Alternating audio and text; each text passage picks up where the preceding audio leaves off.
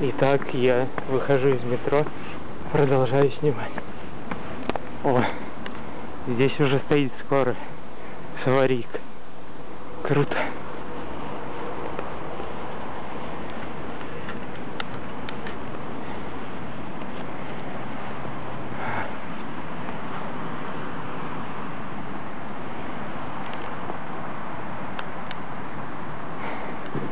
Вот такой вот вид.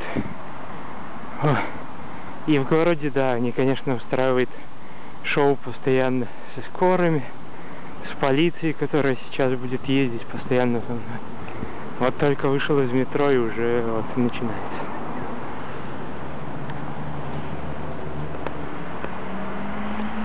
Я, в общем, буду снимать виды и разговаривать.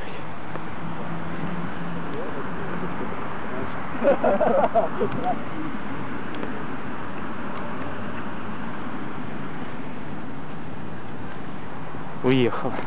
Пока что никаких строек поблизости нет. Это хорошо, потому что они часто прикрывают свое акустическое оружие, свои эти пушки звуками всяких дорожных работ, и которые часто устраивают даже ночью. Вот. То есть им ничего не стоит там начать ремонтировать дорогу, то есть в том месте именно, куда вы пойдете.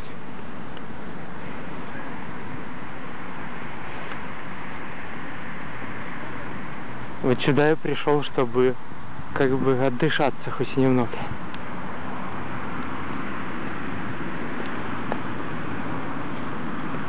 Если гулять по проспекту, то они там, ну, обычно расставляют кучу своих машин, с которых и идет обработка, а также могут и газом обдувать с них, в общем, все что угодно делать.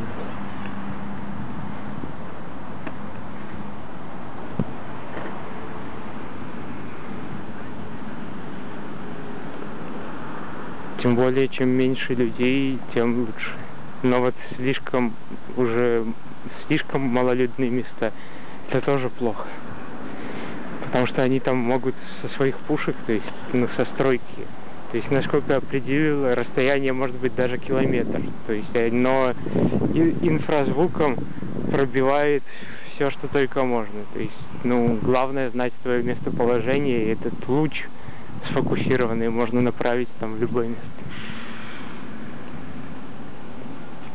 Очень часто, когда я и отходил далеко, то есть далеко, можно сказать, на природу, там куда-то выходил, то они вот это и использовали. Но если держаться поближе к людным местам, то вроде бы не так страшно. Но получается, что другая проблема в том, что тебя могут сильно достаточно травить в это время. Так что нужно смотреть, чтобы там впереди и сзади тебя никого чтобы тоже не шло. Ну и машины, конечно, да. Они оставляют часто машины, и которые начинают газовать в это время, и обдувают тебя из пневмопушки, которые чаще всего расположены под днищем. Вот. Всякими соединениями газа. То есть после этого, ну, реально наступает удушье. Там, либо они просто в машинах могут прятать свое оружие электромагнитное, либо акустическое, либо частотное, ну, которым тоже на тебя влиять. То есть если я вижу трахтящую машину, то я стараюсь как бы подальше от нее уйти и, ну, то есть реально ощущаешь вот эти все вибрации, то есть от ударами звука ты чувствуешь вибрации, то есть куда они направили там. От электромагнитного там другое ощущение, там онемение, от частотного просто все начинает там трястись у тебя, то есть как бы мурашки бегают по всему телу.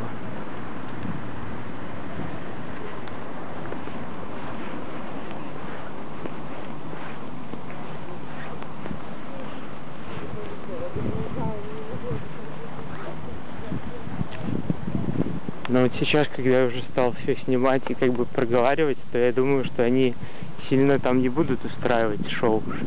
Хотя вот уже видно вдалеке там всякие свечения начались, то есть и велосипеды, и машины всякие направляют свои то ли фары, то ли лазеры, то есть, ну что-то непонятное, но очень яркий свет.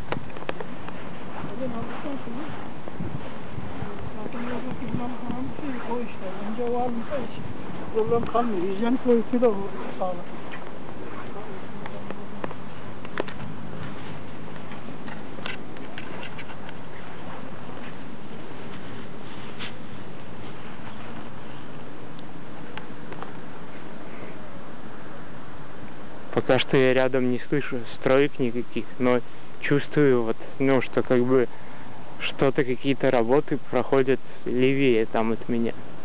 То есть и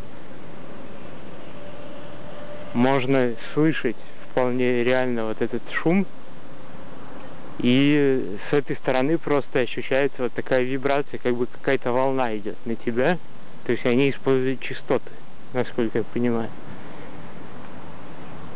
И в шумных местах это очень просто сделать, потому что гремят машины, там техника и все остальное. И, как я писал уже, прикрытие всяким ремонтом. У меня же в полной мере в городе все началось как раз-таки с капремонта на районе моем. То есть они устроили там вообще масштабный ремонт. Ну, который долго тоже продолжался. В это время меня, ну, очень сильно долбили, и как бы все можно было списать для обычных людей там и для непонимающих на шум вот этой вот техники, которая очень сильно там все гремела.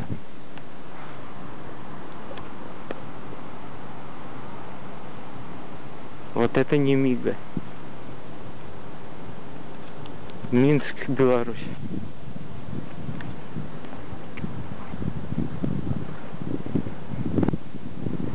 Я часто уходил вот подальше там от людей, но там как бы вот это давление ощущаешь, ну, намного лучше.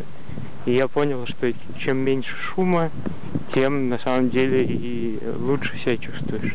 Ну, а также следить за воздухом, то есть чтобы не было посторонних никаких запахов. Ну, это место вот идеально тогда подходит для прогулок, потому что здесь хоть, ну, как бы, что не распыляй, все выветрится.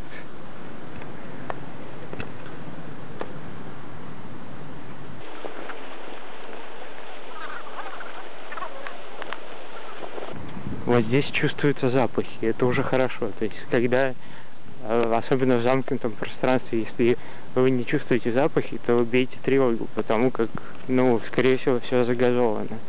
Так, что кислород полностью вымещен, то есть запахи не слышны.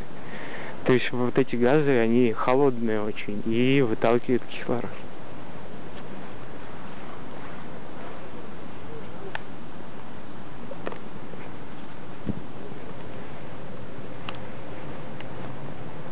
У меня же в комнате постоянно, то есть я не чувствую запахи, и мне нужно открывать окно, чтобы, ну, хоть как-то ожить, можно сказать. Особенно утром, когда открываешь окно, сразу как бы ум проясняется и становится полегче.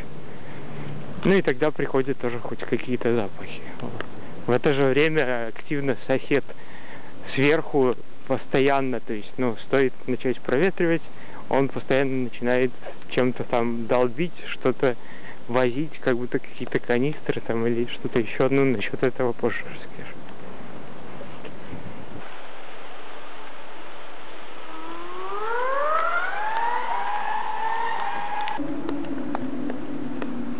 Так, сейчас я решил пропустить там человека и продолжить свой рассказ.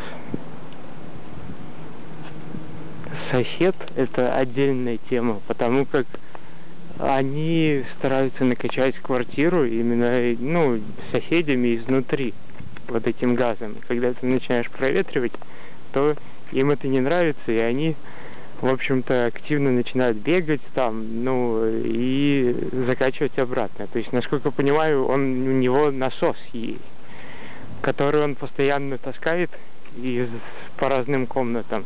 А вот эти все стуки, которые, ну, глухие удары такие, это просто, ну, он как-то подключил его получается, скорее всего, трубками в потолке сделал отверстие, то есть и вот туда, в эти щели все задувает этот газ.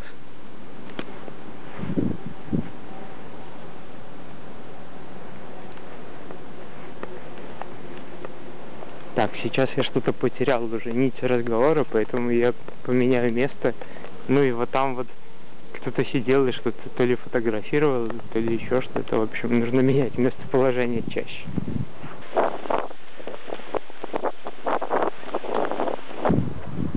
Так вот, вот эти глухие удары, это, насколько понимаю, соседи ударяют по клапану нагнетателя, который пускает этот газ, то есть под давлением. То есть трубками он как-то проведен в щели, в эти переборки, перекрытие там, ну, в стене именно, и, то есть из розеток может там выходить, либо так просто из потолка, там всякие мелкие щели, вот. И он просто бьет по этому клапану, бабах, слышен глухой удар, и в это время к вам, то есть медленно просачивается вот этот газ.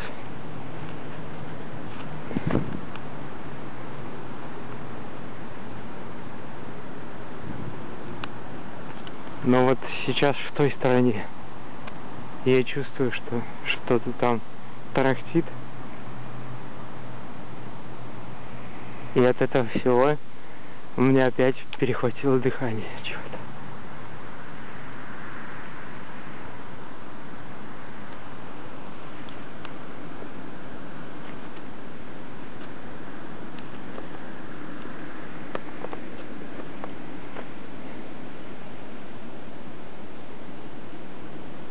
Скорее всего, как я говорил, то есть эти пневмопушки, они могут как бы быть довольно большими, ну, которые обдают газом, да, и стрелять на приличное расстояние, то есть и стройками также прикрываются и они, то есть они могут вот таким образом, когда открываешь окно, моментально задувать туда свой уже другой газ. То есть ты хочешь выветрить то, что тебе соседи там, можно сказать, натравили, а они тебе наоборот прибавляют еще больше. Но как ни крути, надо как-то проветривать, надо что-то делать и дышать свежим воздухом.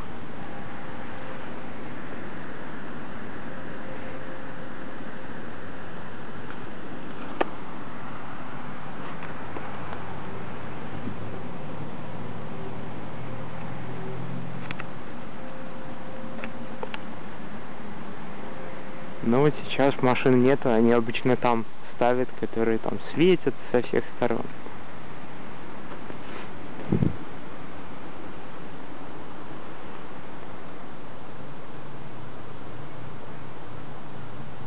Но вот ясно, что движуха в той стороне сейчас происходит.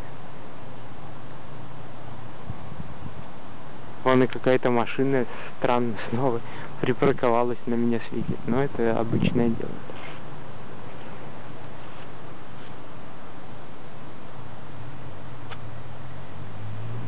А вот с этой стороны какие-то там то ли трактора, то ли еще что-то, ну, тоже что-то придумали, наверное.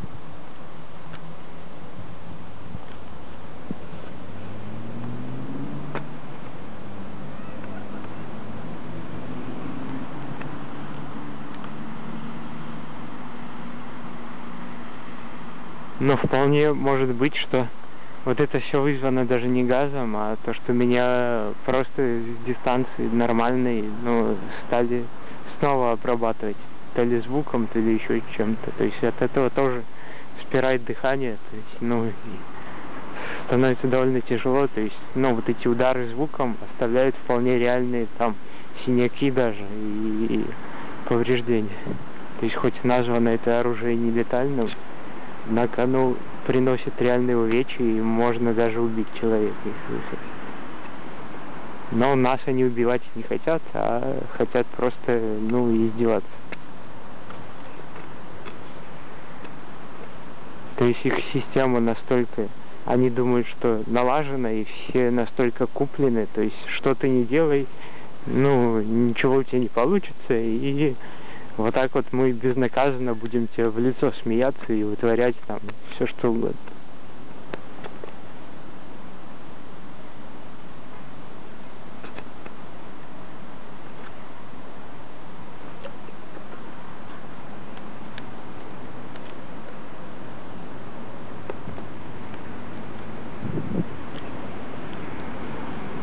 Да, вот с этой стороны, то есть туда, в ту сторону лучше не ходить, потому что там вот что-то происходит, наверное, тоже какие-то ремонты или что.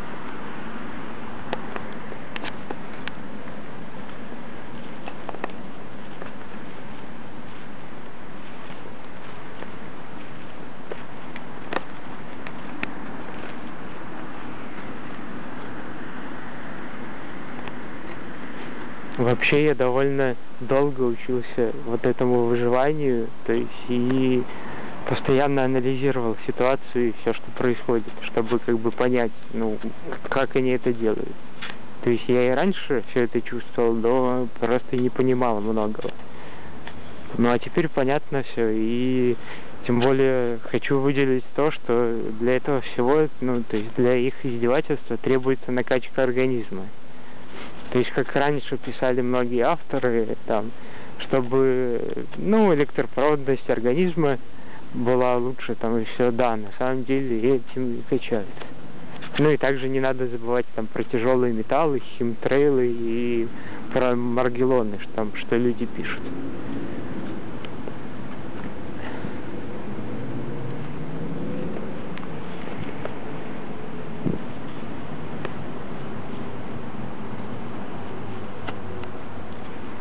Так, если честно, сил нет особо никуда идти пока что, так что я здесь передохну.